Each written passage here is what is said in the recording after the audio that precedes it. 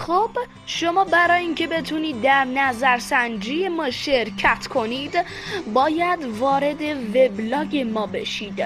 آدرس وبلاگ فیلمسازان نوجوان www.fsn1.mehamblog.com هستش.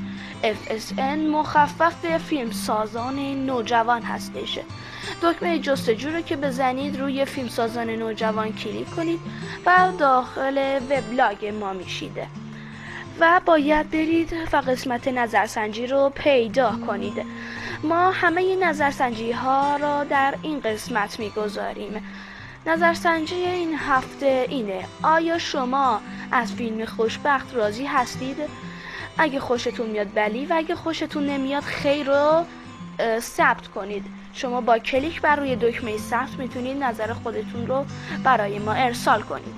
وبلاگ ما چیزهای دیگه هم داره که عبارتند از تبلیغ هایی که ما میذاریم و شما میتونید نگاه کنید و اگه خوشتون اومد فیلم رو تهیه کنید.